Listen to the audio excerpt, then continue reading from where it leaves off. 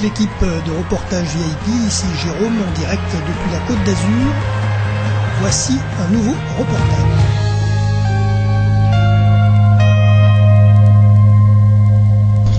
Bonjour à tous, donc aujourd'hui reportage audio sur l'île de Sainte-Marguerite sur la région PACA en Côte d'Azur. Alors pour démarrer le reportage, donc déjà il faut savoir que cette île de Sainte-Marguerite fait partie du groupement des îles de Lérins. Il y a deux îles, l'île de Saint-Honorat et l'île Sainte-Marguerite, où je me situe actuellement en direct pour ce reportage audio, au milieu de la forêt des pins de l'île Sainte-Marguerite. Alors je vous explique un petit peu ça. Donc c'est une île qui comporte 10 habitants, hein, donc elle est habitée quand même, 2,1 km². Au niveau de la géolocalisation, l'île de Sainte-Marguerite est la plus grande des 4 îles de Lérins. Oui, je vous ai dit 2, mais il y en a 4, hein, des îles de Lérins. 2 qui sont visitables, Saint-Honorat, Sainte-Marguerite. Les 2 autres sont vierges. Donc l'île de Sainte-Marguerite est en face de Cannes. Elle a servi de prison au célèbre homme au masque de fer. Après la révocation de l'édit de Nantes, le fort de l'île Sainte-Marguerite fut l'un des 4 lieux d'emprisonnement des Huguenots, avec la tour de Constance à Aigues-Mortes, le fort de Briscou et le château d'If. Sainte-Marguerite est séparée du continent par un détroit de 1100 mètres, peu profond. Elle s'étend d'ouest en est sur une longueur de 3 km et sa largeur est de 900 mètres environ. On y trouve de très beaux bois d'eucalyptus, les plus anciens d'Europe, et de pins. La majorité de l'île est couverte par la forêt, domaine protégé appartenant à l'État, à l'ONF. C'est la 2e forêt la plus visitée de France. Voilà, là où je me trouve actuellement, du côté de la Pointe du Dragon précisément, avec notamment le bunker de la guerre qui est juste devant moi. Alors donc pour l'histoire, pour une petite histoire, l'île est d'abord occupée par une population celto-ligure dont les premières traces remontent au VIe siècle avant Jésus-Christ. Les Ligures sont chassés par des Romains qui à leur tour ont été chassés par une catastrophe naturelle qui a provoqué un affaissement des îles de plusieurs mètres dans la mer. L'île Sainte-Marguerite s'appelait alors à l'époque Léro et Saint-Honorat Lérina, d'un nom de demi-dieu ligure vénéré sur l'île Léron. L'île est mentionnée dès l'Antiquité par les historiens. Pline l'Ancien parlait d'une cité romaine comportant un port. De fait, les fouilles entreprises autour du fort royal ont révélé d'importants vestiges, maisons, peintures murales, mosaïques, etc. En outre, les fondations d'un port et les épaves découvertes à l'ouest de l'île semblent prouver que les navires romains faisaient escale à l'Hérault. Alors concernant les légendes, le nom donné à l'île serait celui d'une sœur de Honorat d'Arles, Saint-Honorat, donc Marguerite. Au 5e siècle, elle dirige une communauté de religieuses. Son frère qui vit dans l'île voisine ne peut la voir car l'île est interdite aux femmes. Le saint, lui, annonce qu'il ne viendra la voir qu'une fois par an, à la floraison des amandiers. Marguerite adresse à Dieu de si ferventes prières qu'un amandier planté sur le rivage se met à fleurir tous les mois. De ce miracle, saint Honorat sent fondre sa rigueur ascétique. Une autre légende qu'Honorat et sa sœur Marguerite ont combattu, un dragon sur cette île qui, mortellement blessé, se serait envolé pour aller mourir dans les collines de l'arrière-pays sur le lieu du village aujourd'hui nommé Draguignan. Une dernière légende relate l'arrivée d'Honorat sur les îles infestées de vermines et de serpents. Pour les rendre habitables, il déclenche un raz-de-marée et reste lui-même au-dessus de la vague en se perchant en haut d'un palmier. C'est cette légende qui est à l'origine de la palme du blason de la ville de Cannes. Voilà, tout de suite, pause musicale dans ce reportage audio sur les îles de Lérins et le zoom sur l'île Sainte-Marguerite, et on se retrouve juste après pour la suite.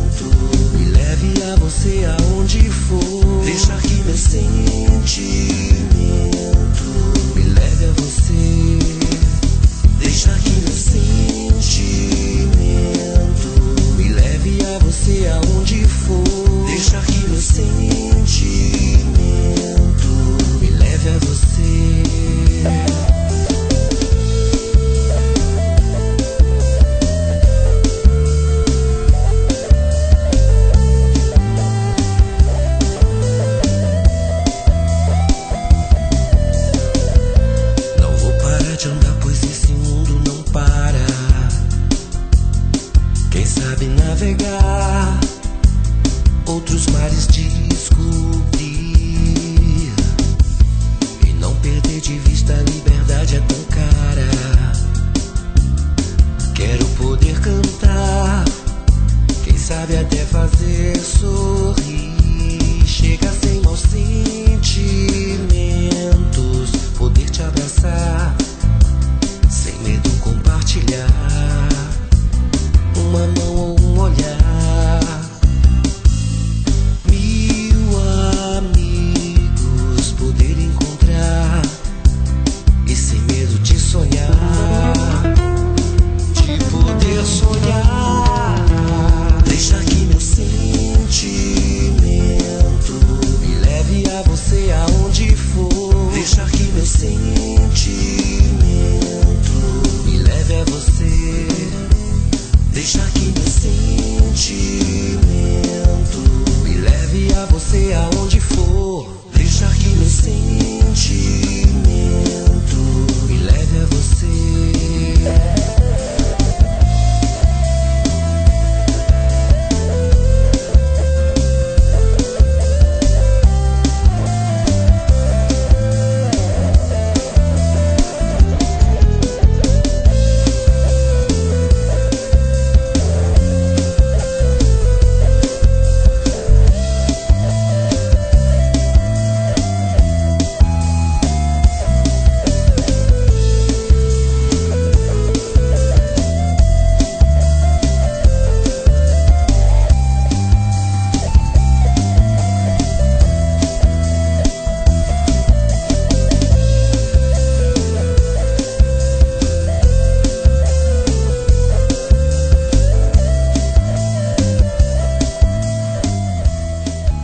De ce reportage audio sur l'île de Sainte-Marguerite avec ce Zoom RVPB. Donc je vous donne donc l'historique de cette île. Alors bien entendu au 5e siècle, bien sûr, ni palmiers ni les amandiers n'étaient encore plantés sur les îles de Lérins. Saint-Honorat n'a pas eu de sœur connue. Sainte-Marguerite était une martyre d'Antioche avec un lien, sans aucun lien avec Saint-Honorat. Alors d'ailleurs on peut parler de Saint-Honorat puisque de visu nous sommes en face situé, on voit l'île de Saint-Honorat depuis pas mal de plages de Sainte-Marguerite, et là donc Saint-Honorat est en face de moi. Le monastère fondé par Saint-Honorat sur l'île de Lérina est le plus ancien d'Occident. Alors qu'est-ce que je peux rajouter? Pour continuer dans l'histoire, on va parler de la guerre de 30 ans. Les Espagnols s'étaient emparés des îles et les ont occupées de 1635 à 1637, donc seulement 2 ans. Pour les reprendre, le gouverneur de Provence, le maréchal de Vitry, rassemble des milices sur la côte, tandis que Richelieu envoie une flotte sous commandement de Sourdis. Archevêque de Bordeaux et comte d'Harcourt, les îles sont finalement reprises. Les drapeaux espagnols sont saisis pour être exposés à la cathédrale Notre-Dame, où un Tédéum célébra la victoire française. Alors bien sûr, on ne peut pas aller sur l'île de Sainte-Marguerite sans aller voir le musée de la mer, sans le visiter, et pour voir surtout la prison du masque de fer, avec notamment la vue d'une cellule similaire à celle du masque de fer, puisqu'elle est visitée.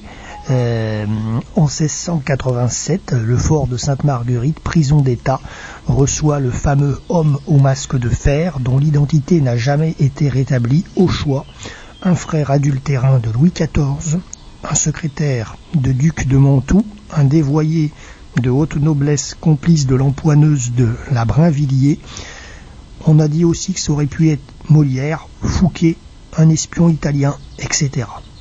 Saint-Mars, chargé de la surveillance du masque de fer, s'ennuie à mourir à Sainte-Marguerite et finit par obtenir en 1698, à la charge du gouverneur de la Bastille, il emmène avec lui son prisonnier qui meurt en 1703. Voilà. Alors, je vais vous parler maintenant des lieux à visiter sur cette île. Alors déjà le fort Vauban, île Sainte-Marguerite, donc le bâti par Richelieu, il a été renforcé par les Espagnols puis par Vauban, et il a servi de prison d'État, puis après la Révolution de prison militaire. Il accueille désormais le musée de la mer présentant des collections d'archéologie sous-marine. On peut également visiter donc la cellule du masque de fer, comme je vous en ai parlé, ainsi que celle dans lesquelles furent enfermés 6 pasteurs protestants français après la révocation de l'édit de Nantes. L'ex-maréchal Bazaine y fut détenu pendant 8 mois. Il s'en est évadé de manière hippique le 10 août 1874. L'évêque de Grand Maurice de Broglie a été également détenu sur l'île durant 10 mois en 1812 et c'est lui qui fera planter des eucalyptus. Après la conquête de l'Algérie, plusieurs dirigeants de tribus insoumises sont envoyés sur l'île par les autorités françaises. Ensuite, outre le musée de la mer, le fort abrite un centre d'hébergement ainsi qu'une salle d'aquarium méditerranéen. Évidemment, il y a des vestiges de la guerre, il y a notamment le four à boulets de la Pointe du Dragon, là où je me situe actuellement pour ce reportage audio. L'île est équipée de 2 fours à rougir les boulets, situés respectivement à l'est, donc la Pointe du Dragon, et à l'ouest, complètement de l'autre côté de l'île, permettant d'alimenter en boulets chauffés au rouge les batteries de canons placées sur ces points stratégiques pour la défense des côtes contre les navires ennemis qui tentaient d'approcher. 2 fours similaires sont installés aux extrémités est et ouest de Saint-Honorat. Les navires ennemis pouvaient ainsi être pris sous les feux croisés. Ces fours maçonnés ont été construits sous les ordres du général Bonaparte en 1793, constitués d'une cavité, gouttière horizontale et légèrement inclinée, dans laquelle on enfournait une vingtaine de boulets froids en métal à l'extrémité haute. Les boulets accumulés en bas de la cavité à proximité immédiate du foyer placé latéralement et dont les fumées chaudes remontaient à contresens des boulets vers la cheminée située au-dessus de la zone d'extraction des boulets. La mise en température durait environ 1 heure et on obtenait ensuite des boulets chauffés au rouge toutes les 35 minutes. Les artilleurs utilisaient des pinces ou des crochets pour tirer les boulets brûlants hors du four et charger les canons. Allez, sur ce, pause musicale et on se retrouve juste après pour la fin de ce reportage RVPB sur l'île de Sainte-Marguerite aux Lérins. Dans un village du Nord, gravé sur le monument aux morts, j'ai lu sur le marbre glacé ce que la guerre avait tué. Déçu, j'aurais aimé lire pour que l'on puisse se souvenir du chagrin de celles qui n'ont pas vu leur fils revenir. Il n'y a pas pour toutes les mères un seul monument, une pierre. Il n'y a rien, nulle part, qui témoigne de leur désespoir. Il y a des tonnes de discours pour ce mort au son du tambour.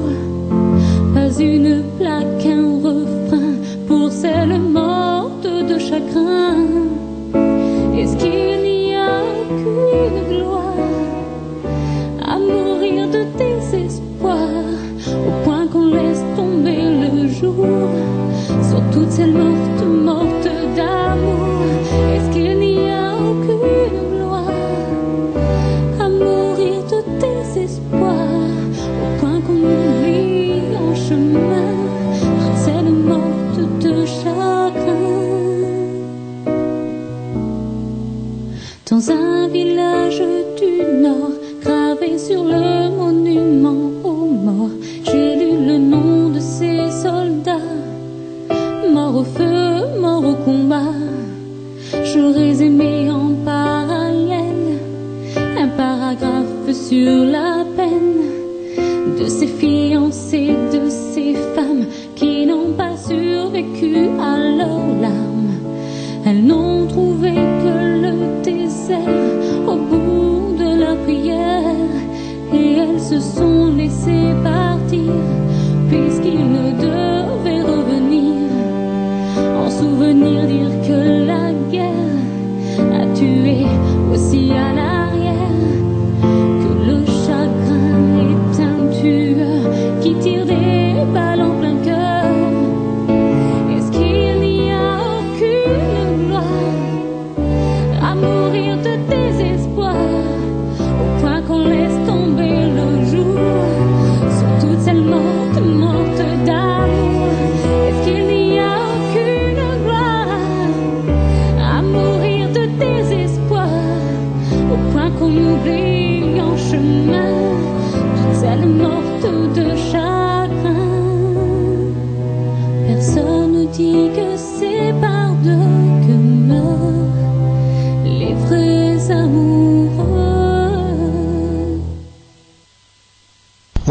finaliser ce reportage audio RVPB VipRadioOnline.fr sur ce zoom sur l'île de Sainte-Marguerite où je me situe actuellement, donc à la Pointe du Dragon. Alors on a parlé du four à boulet, moi je vais vous parler rapidement du bunker de la guerre qui est présent. Donc il y a un énorme bunker qui est toujours là. Juste au-dessus, vous avez une terrasse au-dessus de ce bunker et avec notamment un beau panorama. Donc là que je vois, donc vous pouvez voir en photo, parce que sur le blog et réseaux sociaux FB, vous avez les photos sur YouTube et Dailymotion également que j'ai pris. J'en ai pas pris beaucoup, j'ai pris 2-3 photos sur l'île. Donc vous avez ces photos à votre disposition avec ce reportage et on peut voir donc l'île de Saint-Honorat. Bien sûr le bord de mer, et également une vue globale avec les forêts de pins. Voilà, et puis évidemment on aperçoit aussi la côte, notamment Cannes, Mandelieu, Théoul, etc. Puis les massifs alpins qui sont derrière nous sur la région. Voilà, alors donc pour continuer sur les lieux à voir, alors il faut voir aussi le grand jardin, le jardin botanique. C'est l'unique propriété privée de Sainte-Marguerite, un jardin botanique de 13 750 m² cultivé depuis des siècles. Son nom ne peut d'ailleurs pas être modifié. Ce parc est situé au sud de l'île, dans sa partie la plus protégée et plus fertile, face à l'île Saint-Honorat. On y trouve des cyprès, des cèdres du Liban, des palmiers, beaucoup d'arbres fruitiers, bananiers, citronniers, orangers, pamplemoussiers, figuiers, amandiers, oliviers, des milliers de fleurs, géraniums, roses, plantes exotiques et une importante collection d'iris. Alors d'illustres propriétaires. La propriété comporte 3 bâtiments dont les dates de construction sont trop controversées. La maison du gouverneur où est installé le propriétaire, la maison des métayers destinée à des proches et la très remarquable tour carrée réservée aux invités de marque couvert d'un toit terrasse panoramique. Le domaine est protégé par un mur édifié sur les ordres du cardinal de Richelieu. L'ensemble des bâtiments ont été construits entre le XIIe et le XVIIe siècle. Le domaine a été le refuge de propriétaires célèbres, les moines de Lérins, le roi de France, Louis XIV, le duc de Guise ou encore le gouverneur de Provence, mais aussi le maire de Marseille après la Révolution. Plus récemment, la propriété appartenait en 1840 au canois Jean-François Tournaire, en 1889 à Paul Jubelin, médecin de la marine, puis à Félix Sou, patron des fours à chaux de Rocheville. Ce dernier l'occupant l'a revendu en 1928 au sculpteur danois Viggo Jarl, qui en est resté propriétaire jusqu'à la vente du domaine pour 5 millions de francs. Seulement 5 millions de francs en 82 à un promoteur canois, Claude Muller, qui a revendu ce lieu en 2008 pour 38 millions d'euros. Voilà, 5 millions de francs en 82, 38 millions d'euros en 2008. Et il l'a revendu à Vijay Mallya, industriel indien. Alors il y a un chantier naval également qui existe sur l'île depuis le passage des Romains en l'an 122 avant Jésus-Christ. Le chantier de l'Estérel, auparavant dans le quartier de la Boca à Cannes, s'y est installé, devenant le seul chantier capable de traiter des yachts de 50 mètres entre l'Italie et la Seine-sur-Mer. Depuis son installation, il est soumis à des procédures judiciaires et écologiques requérant sa fermeture. Voilà, vous savez tout sur les lieux à visiter. Je vais ajouter aussi une petite chose qui n'est pas sur mon guide, c'est la maison de l'ONF, puisque en prenant l'allée Sainte-Marguerite depuis le débarcadère, on arrive à la maison de l'ONF, quand même un beau point de repère, et également le cimetière marin. Le cimetière marin juste après le fort du musée de la mer que vous pouvez on va dire visiter, mais vous passez dedans dans la forêt si vous allez en direction de ce côté de l'île. Voilà. Également donc le débarcadère, forcément, puisque c'est là où tout le monde arrive. Le débarcadère avec tous les bateaux qui viennent de la côte. Alors vous pouvez venir du Crot de Cagnes, de Golfe-Juan, de Cannes et de la Napoule, par là où nous on a pris le bateau depuis le port de la Napoule à Mandelieu. Voilà.